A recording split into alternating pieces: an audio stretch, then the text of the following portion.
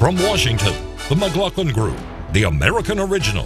For over 3 decades, the sharpest minds, best sources, hardest talk. The McLaughlin Group is brought to you by Siemens. Across the country, we're building answers, and we're building them to last. Siemens Answers. Are you still sleeping? I just wanted to check and make sure that we were on schedule.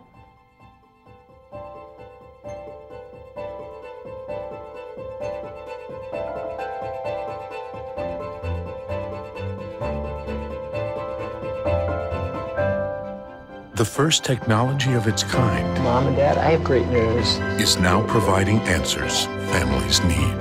Siemens Answers.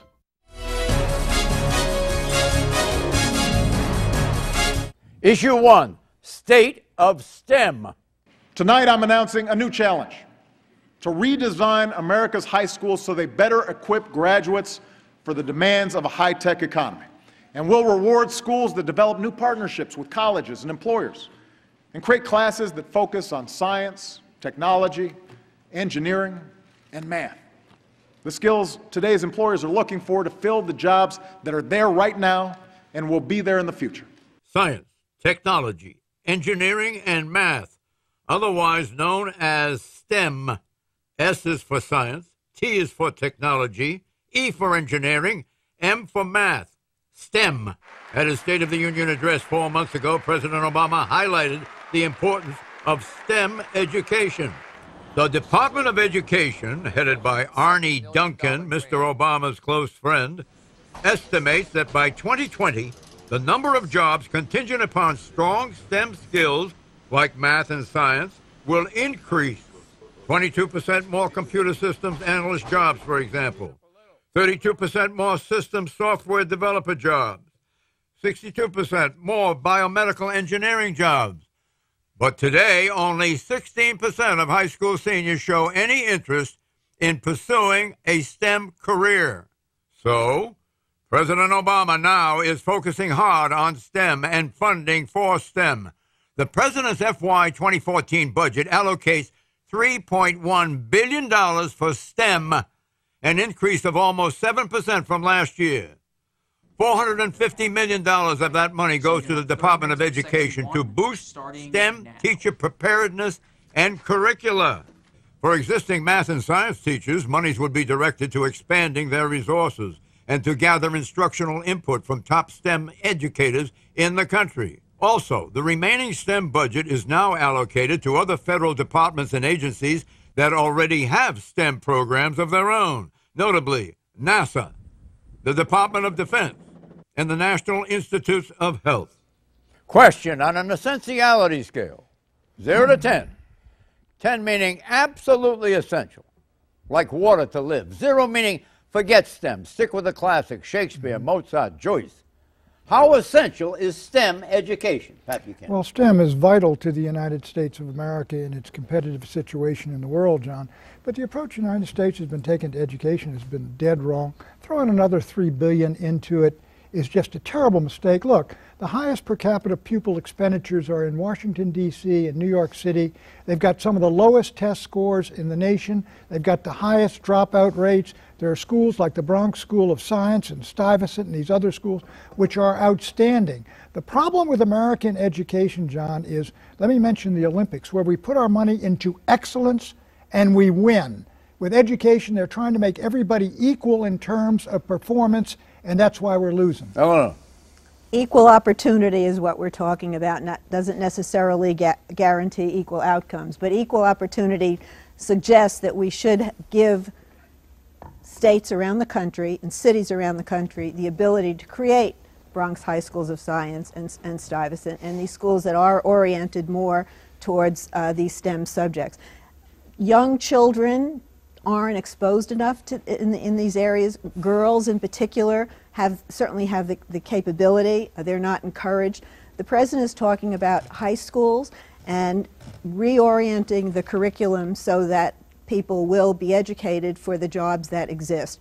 I love liberal arts, and we have, and we're turning out lots of liberal arts graduates, but this is coming at a time when the traditional college education is getting awfully expensive and doesn't lead to a job. So What do you think? this approach has to do with looking at the world as it is and training people to enter that world. Richard, what do you think of STEM? Oh, it's absolutely essential. There's no doubt about it. In a globalized economy, in a post-industrial economy, essentially, there's just more and more emphasis on abstract reasoning, and it's more and more important. It's a key driver of income inequality, the fact that in prior periods of massive technological change, we've had the educational progress to keep up with it.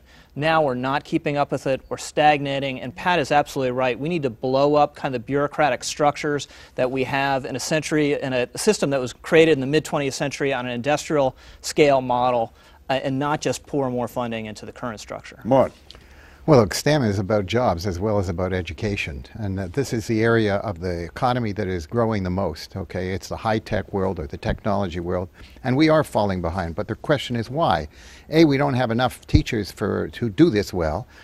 Math is the most important course that children can take in high school in order to get a good job, and we don't have good math teachers, nor do we have good science teachers. And there's going to be one way that we're going to get around that, and that is through having these platforms where you have the whole program all worked out, and all these kids will be able to learn off of platforms with excellent teachers. Until we break that bottleneck, we're never going to get enough people coming out of our high schools, or indeed our colleges, with the education they need. Schools are run today like they were 100 years ago. You're right about that. But I don't know that you could, quote, blow up the bureaucracy.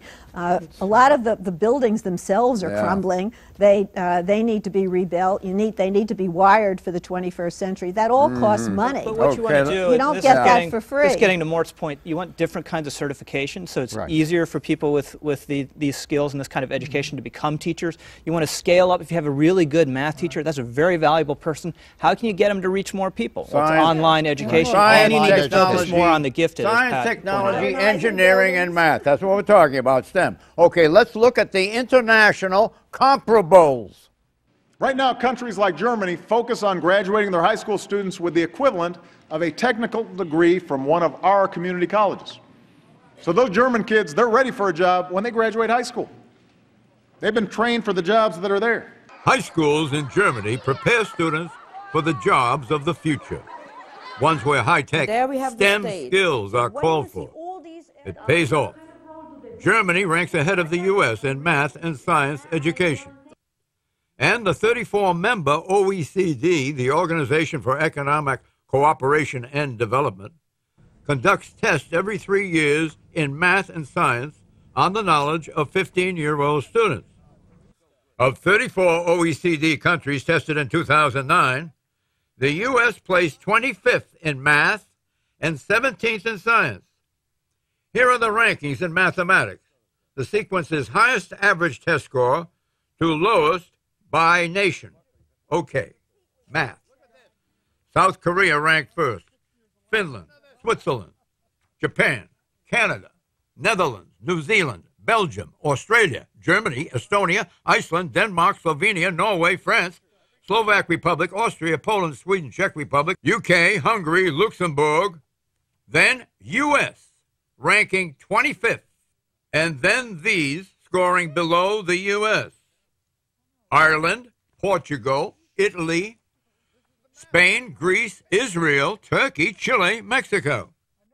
Okay, science, the ratings top to bottom. Finland, number 1, the science wonk. Japan, South Korea, New Zealand, Canada, Estonia, Australia, Netherlands, Germany, Switzerland, UK, Slovenia, Ireland, Poland, Belgium, Hungary. U.S., number 17, below the U.S. Norway, Czech Republic, Denmark, France, Iceland, Sweden, Austria, Portugal, Slovak Republic, Italy, Spain, Luxembourg, Greece, Israel, Turkey, Chile, Mexico. Mort. What'd you think of that? What'd you think of our rating? I think it is a serious issue for the United States. It's one of the reasons why our economy isn't doing nearly as well as it should, particularly in the most rapidly growing areas of the global economy. And we cannot afford this. It's going to get it's going to erode our economic capabilities even more. Well, and the only way to deal with it, as I said, we have to get the right kind of teachers producing the right kind of students. It's going to keep going down. It doesn't have to keep going down. Of course it's going to go down. Engineering and math? Are you talking about STEM? The truth is, look at the student body, all right? The United States is moving toward third world standards because because most of the students coming in now, the principal feeder nation in the country now is Mexico, which is at the bottom of the OECD. And these are the feeder nations that are coming into the United States. When my ancestors came in, they were probably at the low end of the feeder list. From where? Also. From we're where? not going to turn this into a battle about immigration. There is a race going on around the world, a race for excellence that the U.S. is suddenly not part of, and we need to rethink it. The president has offered some initial steps. There's one omission here. There's one country that hasn't been mentioned at all, and it should be mentioned, and we're going to do it now. Where's China? China is not in the OECD, but certain regions of China are tested, notably Shanghai, Hong Kong, and Macau. When China's regions are placed in the mix with the 34 OECD nations, Shanghai places first in both science and math. Question: is China gaming the system by excluding rural Chinese students and only allowing testing in cherry-picked school systems? Yes, it is. And let me tell you about America. The United States, Asian Americans beat every Asian country in test scores. White Americans, if you get into that, beat every European country in test scores but Finland. African Americans beat every African country. What's the point? The point is we have differentials in the United States. We have great schools in the United States, but all folks are not performing equally. Whether you like it or not, 50% of Hispanic and how do you want to remedy that? How do you want to remedy it? Hold on, Ellen, hold on. This is social, it is cultural, and it's a lot of other things that cannot be changed. What do you mean social and cultural? Well, the socioeconomic situation. What about our founding fathers? Weren't they cultivated? 73% of black kids are born out of wedlock. They watch television until they're 5.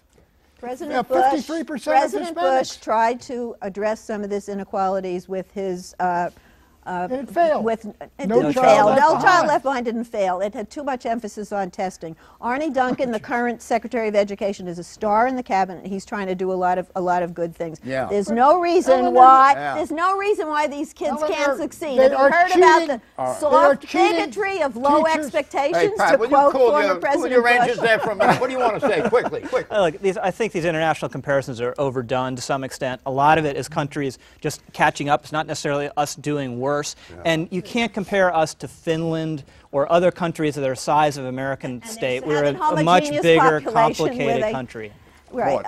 Quickly. Look, you call it what you will. We cannot afford to have the quality of education we now have both in high schools and in universities in respect of these categories that you referred to as STEM. This is where the future is. We're not doing a good enough job. There are a lot of things we can do. I don't care what happens outside of the United States or even within the United States. We've got to offer better educational opportunities. In China, they worry about the fact in China, they worry about the fact that everybody learns by rote. They're all very disciplined. They're not creative. And they come to this country and they try to figure out where do we get our creativity from. We're still doing quite well in the world. How much is Obama putting into this to try to get? He's wasting his money. You got these $450 million. Look, you can put in. Look how much with John. It was $250 a student when I was growing up in D.C. for public school students. It's $20,000 now. We're in a different century, far Pat. lower test scores. Issue 2, Afghanistan, leave now.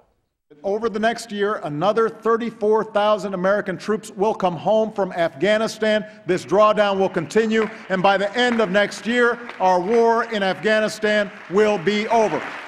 The end of next year, 2014? That's 19 months from now, as Americans are getting killed in Afghanistan now, today, at a rate of 15 per month, or 1 every 2 days. So, extrapolating in the upcoming interim between this weekend and the end of 2014, 1 year and 7 months away, December 31st, 2014, President Obama's stated Afghanistan exit date, the number of Americans in Afghanistan who will die in that 19-month interval is 285, whether killed due to firefights, roadside bomb explosions, air crashes, or even quote-unquote insider attacks. That's when an Afghan soldier turns his weapon not on the enemy, but on his compatriot and kills him. So, summarizing, the total number of Americans killed in Afghanistan since October the 7th, 2001, when the war started, to 2013 mid-May is 2,093 dead Americans. The dollar cost of the Afghanistan war to U.S. taxpayers through December this year, 2013, is over $1/2 trillion, $626 billion. And that figure does not include millions of dollars in CIA cash outlays, the quote-unquote ghost money that the CIA hands over to Hamid Karzai, the Afghan president, every month. Question: why wait another 19 months to withdraw? Afghanistan has no strategic value. Is it worth nearly 300 more American lives, or should Commander-in-Chief Obama call for an exit of Afghanistan now? No. I think it was a terrible mistake to go into Afghanistan and try to remake that country. And I think it was George Bush's mistake, as with Iraq. What are we supposed to do, live Here's with it? what you know, what you've got to at least give these people, after all these Americans have died, you got to give them a shot at it. And you want to have more killed? I don't want any Americans killed. I don't think we should have been in there. But you saw the stats. You got to give them a decent interval to see. I Hello. think the Taliban are going to take over. You've got 60,000 troops there. You've got a lot of hardware. The exodus has begun. I don't think a superpower can execute that withdrawal any faster. I don't see any rate of exit. I think they're kind of stuck at 66,000 over there. Yes or no? They'll be at 30 before you know it. And look, Pat's we got absolutely out of Vietnam, all right? We survived Vietnam, but we got out when we got out. You have a 10-year commitment. How much of an interval was there in Vietnam? When the decision was made, they got them right out. 2 years. If Congress hadn't cut off all the bombing and everything else, we might have been able to save it. And there's a chance. What, you win in Vietnam? We had it for 2 years. I know we did. We had every provincial. I know we did. And look at the loss of lives over there. It may happen there. We come out, we come out. It may happen with the Taliban taking over. Look, John, okay, John, just look. You want to come out in a way that creates the maximal chance of this government cohering. And there is some chance that it will. You know, even after the Soviets pulled completely out, after their misadventure in Afghanistan, the government survived for 2 years. The government now is stronger than that government, has more democratic legitimacy, and the Taliban is much weaker than the Mujahideen. Okay, so you have a chance. You have a chance this can work. I agree with you. Let me try this. Okay, more numbers, more numbers. The current U.S. force in Afghanistan is 66,000 U.S. troops.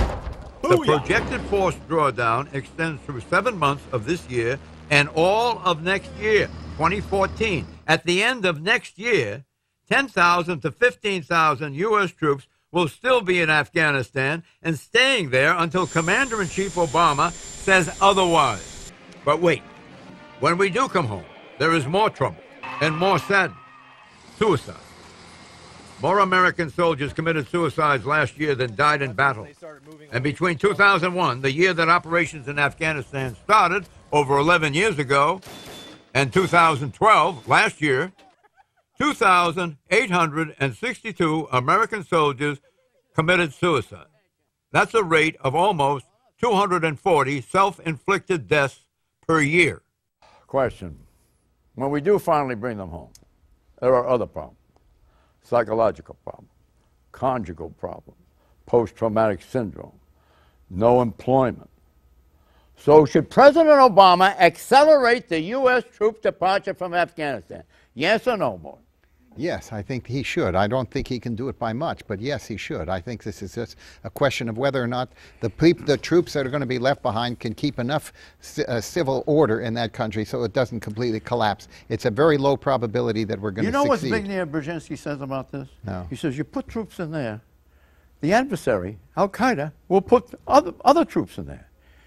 Conversely, if you take the troops out, here I'm supplying a little, but he seems to be saying, you take the troops out, They have no reason for going in. No, that's Why not would true. they go in? That's not Because they're true, going to take John. over Yes, Afghanistan? That's right. The Taliban will take over. You don't think the Afghanistan army is sufficiently able to That take care of itself? That is the question, John. We don't know the answer to that. Without us Well, being there... what are we supposed to do? We're the leader of the free world, but therefore we should go around and be the world's policeman? You don't walk away from 10 years of investment of blood, sweat, Why and not? toil. We did it in Vietnam. It doesn't mean we should have. Therefore, you want more blood and No, I don't. Nobody's happy about it. We've already had a lot of blood.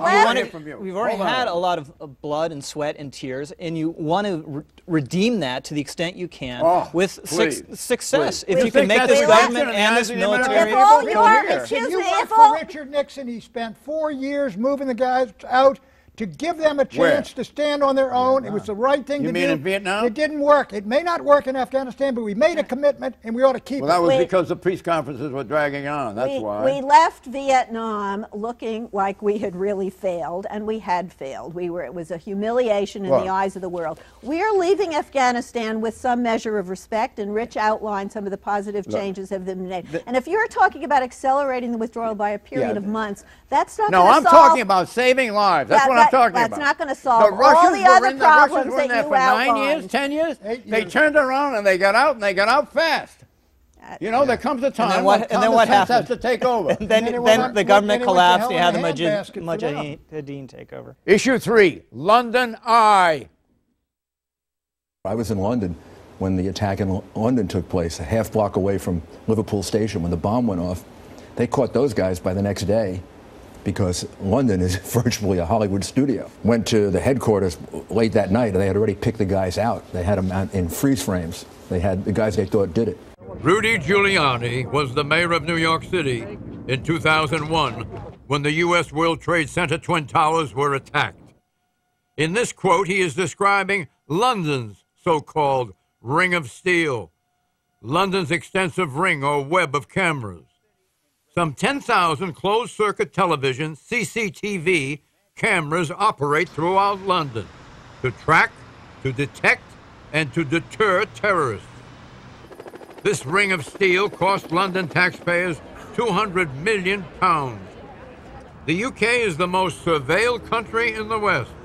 Some 1.82 million CCTV cameras operate in the UK. Question. On Mother's Day, 3 weeks ago, in New Orleans, there was mayhem.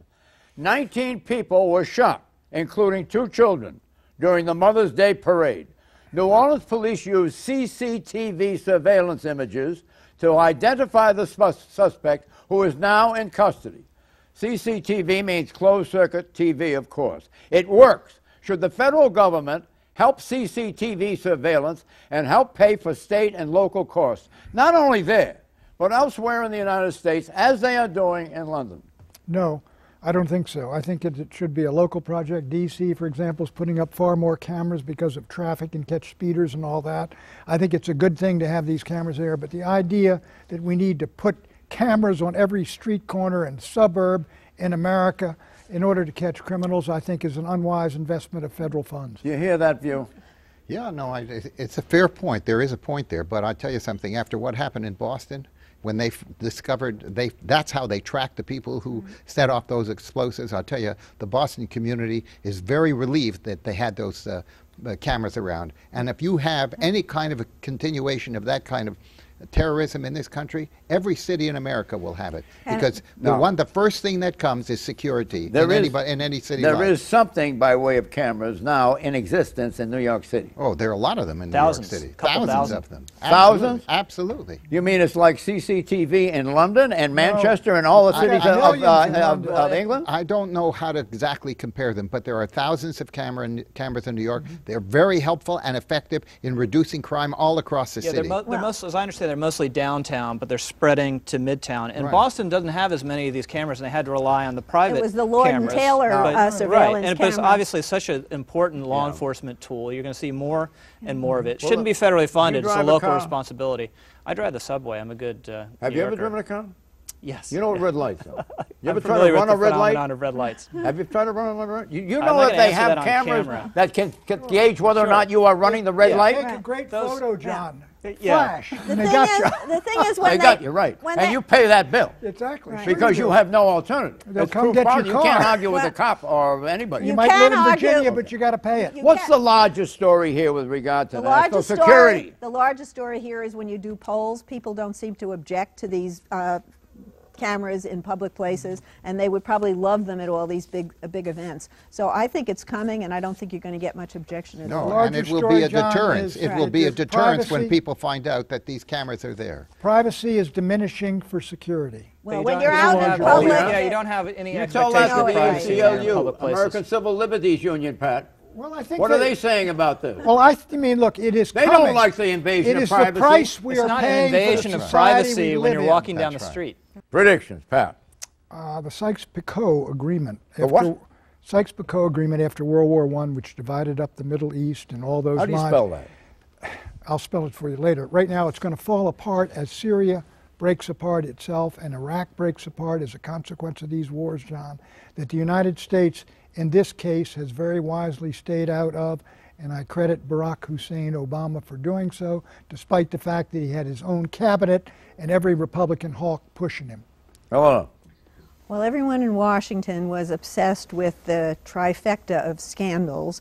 The coalition, the bipartisan coalition in favor of immigration reform held in the Senate.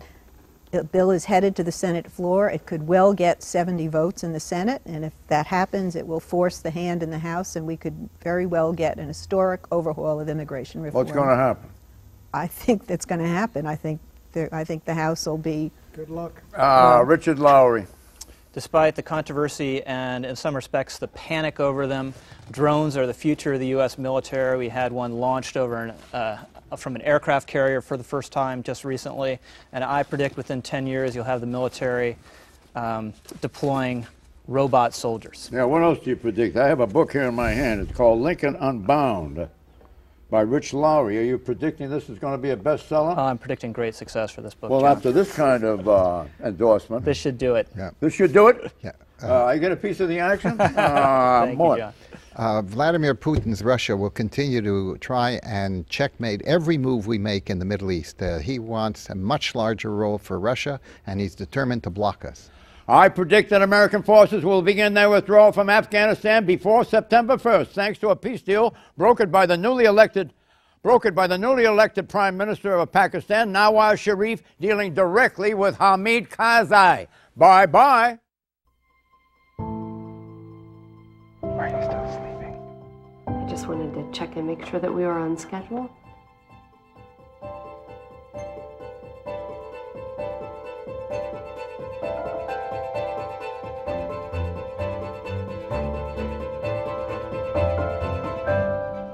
The first technology of its kind Mom and Dad, I have great news. is now providing answers families need. Siemens. Answers.